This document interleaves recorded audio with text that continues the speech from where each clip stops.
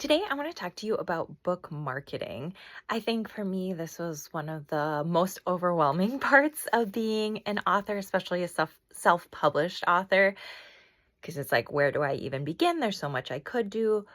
Some things cost money. What should I focus on? So here are three things that came to mind.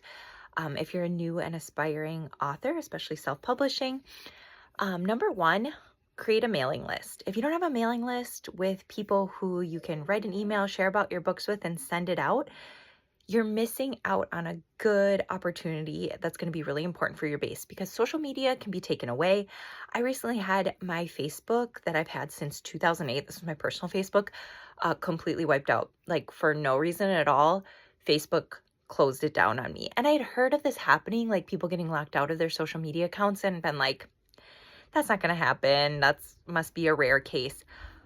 But I lost everything, 20 years of photos and memories, all those people and connections that I had.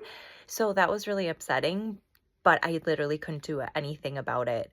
There's actually no way to contact Facebook. They're like, log in and tell us or appeal it or whatever. It was like, I can't log in. You locked me out. You disabled my account. Okay, side note.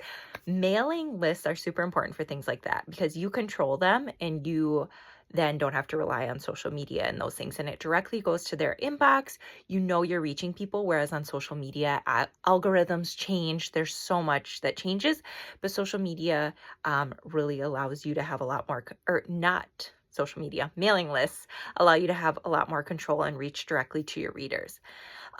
So how it works is you can build rapport with your readers through your mailing list. I use MailerLite, but I've also used MailChimp as well. And there's lots of email services out there. You can look into them, and the cost kind of changes depending on how many subscribers you have.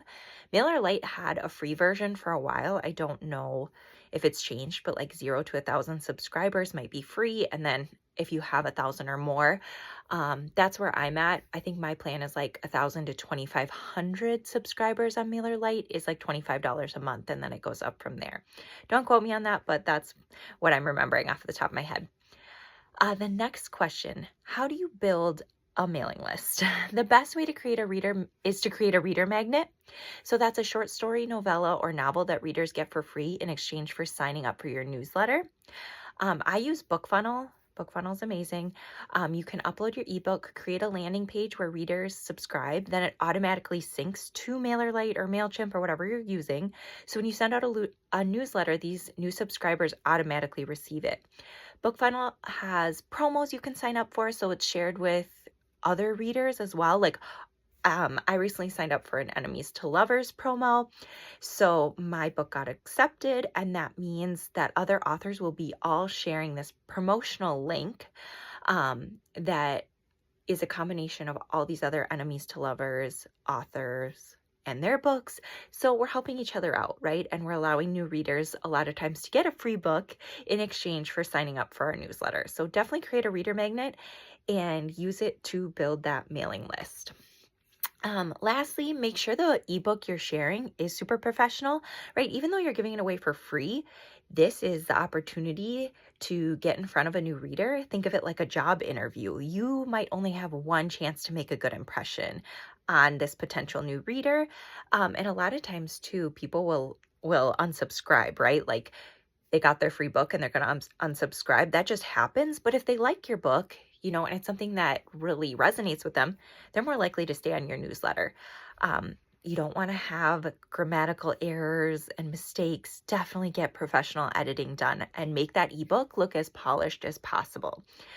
There's lots of different editors out there. I found my editor just on Bookstagram from following her, seeing who other people used. I also would just reach out to different authors on Instagram.